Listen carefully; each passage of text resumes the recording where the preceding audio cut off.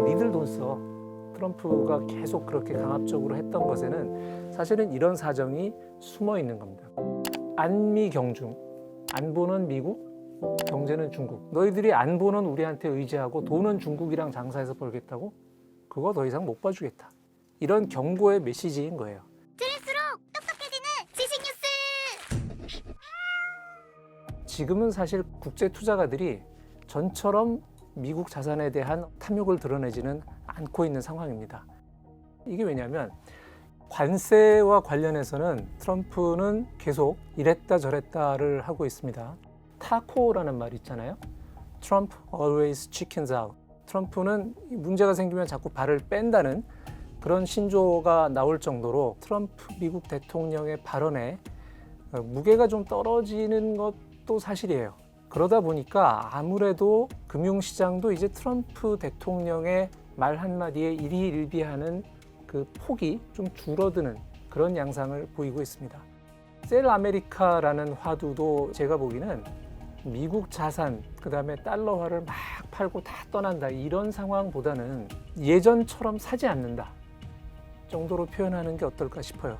사실은 미국 자산은 그동안에 너무 오래 호황을 누려왔어요. 심지어는 전 세계적인 경제위기, 금융위기가 오면 미국 자산이 더 올라요. 이거를 이제 아메리칸 익셉셔널리즘, 그러니까 미국 예외주의라는 표현으로 설명을 해오곤 했었습니다.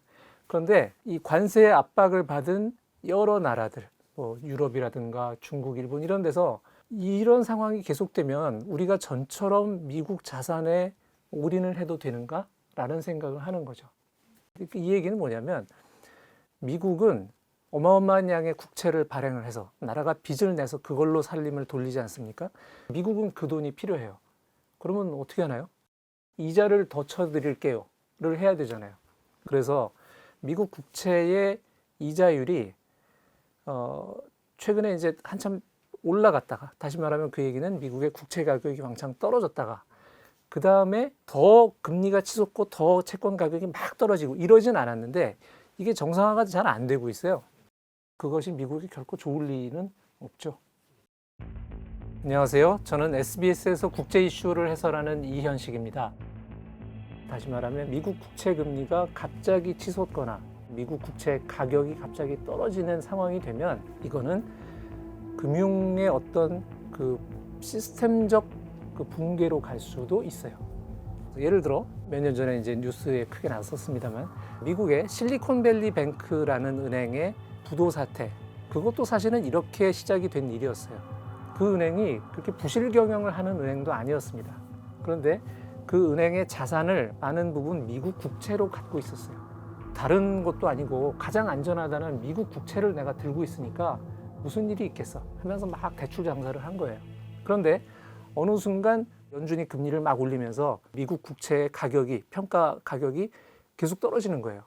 그러면 저 은행에 사람들이 갑자기 돈을 달라고 몰릴 경우 저 은행이 갖고 있는 자산으로 그게 커버가 되나? 안 될 것 같은데? 이러면서 뱅크런이 일어나고 은행이 망해버렸던 겁니다. 멀쩡한 은행이. 그래서 그런 일이 혹시라도 벌어지지 않을까라는 의구심을 전에는 투자가들이 전혀 갖고 있지 않았다면 지금은 이제 그런 걱정이 어디 한 군데 붙기 시작을 하는 거죠. 베센트 재무장관이 미국에는 디폴트 위험이 없다라고 말을 했지만 네. 사실 지금 미국의 30년 국채 금리가 굉장히 요동치고 있는 상황인데 이걸로 인한 리스크는 없는지 궁금합니다. 그 얘기는 뭐냐면 이제 새로 발행하는 미국의 장기 국채는 이자를 더 쳐줘야 되잖아요.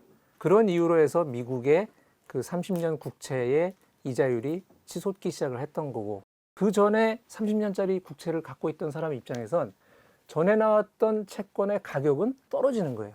그러면 이거 팔고 저거 사야죠. 그러니까 이런 일들이 이제 미국의 금융시장에 굉장히 불안을 가져왔던 건데 지금은 30년 국채의 이자율이 계속 치솟고 있지는 않아요. 어느 정도 이제 선에서 약간 출렁출렁하는 그래프를 보이고는 있는데 기본적으로 미국이라는 나라를 보는 여러 큰 투자가들의 시각이 바뀌었다. 그 신뢰에 좀 금이 가기 시작을 했다.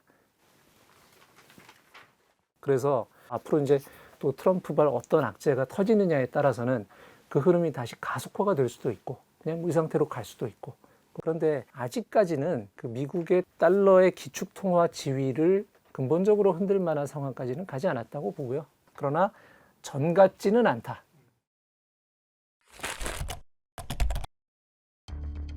On this vote, the yeas are 215, the nays are 214, with one answering present. The bill is passed. It's very big. It's the big, beautiful bill. And we're going to make people really be able to. We'll have the lowest tax rate we've ever had in the history of our country.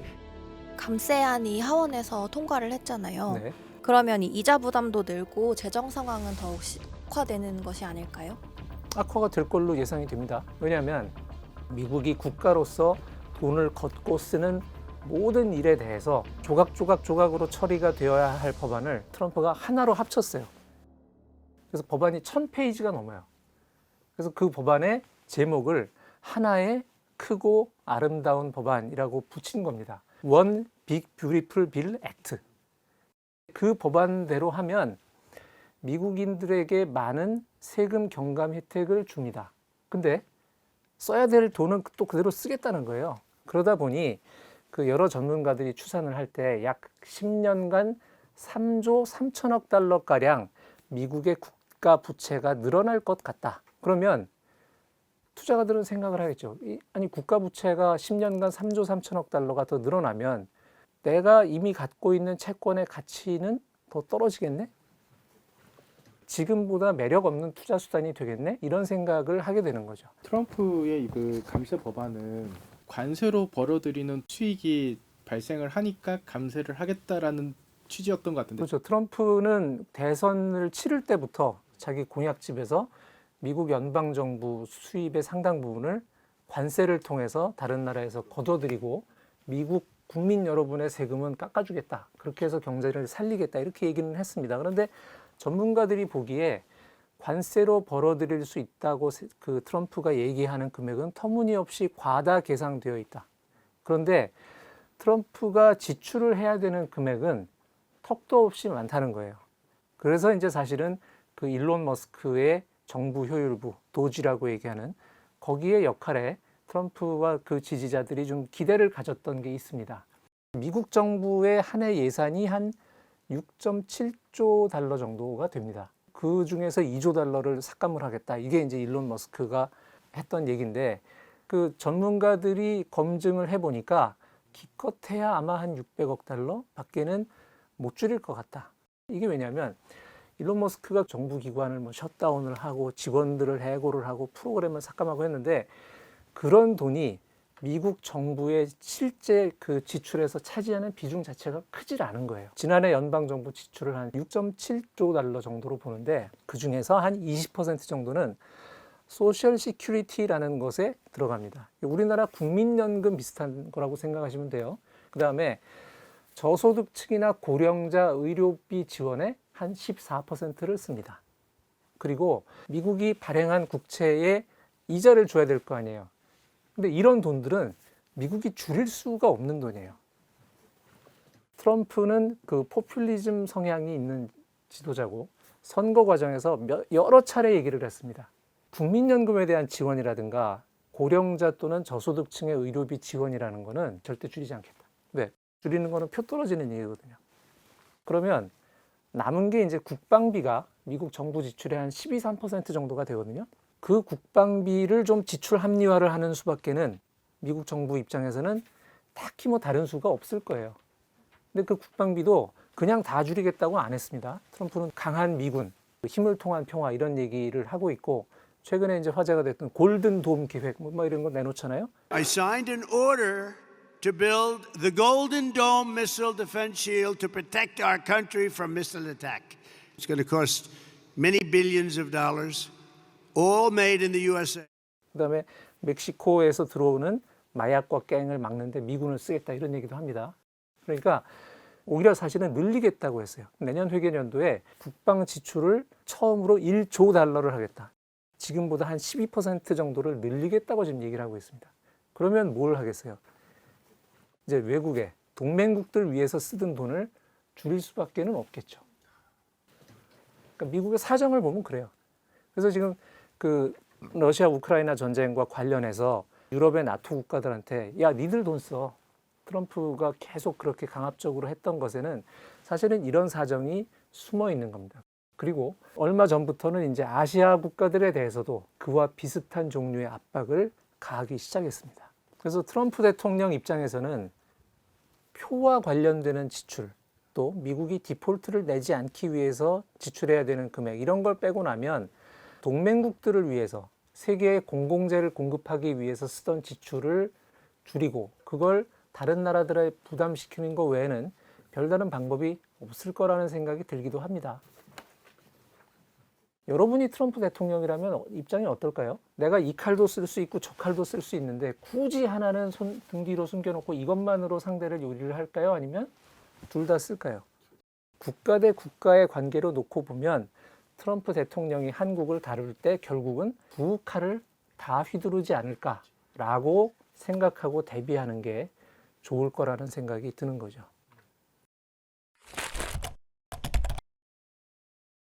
방금 방위비를 말씀하셨는데 미 국방장관 헤그세스가 중국이 아시아를 지배하려 하고 있다. 그래서 동맹국의 방위비를 늘려야 한다. 이런 식의 발언을 했었는데요.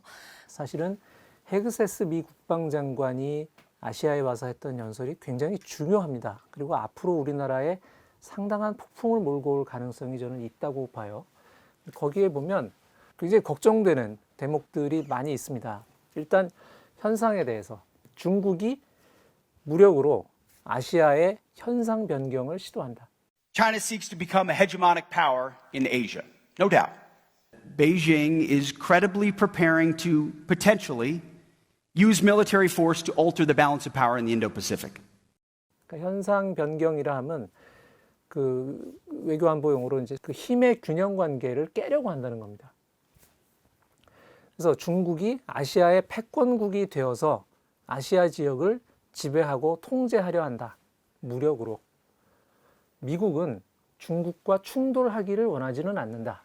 이 얘기는 뭐냐면 중국과 전면전을 할 생각은 없다. 그러나 중국의 그러한 구상을 그대로 받아줄 생각도 없다. 그러니까 중국은 그 반접근 지역 거부라는 용어가 있는데 기본적으로 미국과 전 세계에서 예를 들어 무슨 아프리카에서도 미국과 경쟁하고 남미에서도 미국과 군사 경쟁하고 이럴 생각은 없어요. 그러나 중국은 중국의 영향권 내에서는 미국의 힘을 차단하고 역사적으로 중국이 조공을 받던 이 범위가 있지 않습니까? 거기서는 중국이 다시 황제 노릇하고 싶은 거예요. 그런데 미국은 그런 식으로 중국이 밀어나는 대로 밀려줄 의사가 없다. 동맹국들이 그러한 중국의 영향권 내로 굴러 떨어지게 두지도 않겠다. 대신에 동맹국 너희들도 역할을 해라. NATO members are pledging to spend 5% of their GDP on defense, even Germany. So it doesn't make sense for countries in Europe to do that while key allies in Asia spend less on defense in the face of an even more formidable threat. 그러지 않으면 우리도 가만히 있지 않겠다. 너희들이 안보는 우리한테 의지하고 돈은 중국이랑 장사해서 벌겠다고? 그거 더 이상 못 봐주겠다. 이런 경고의 메시지인 거예요. 그게 한국을 상대로만 한 얘기는 아닙니다.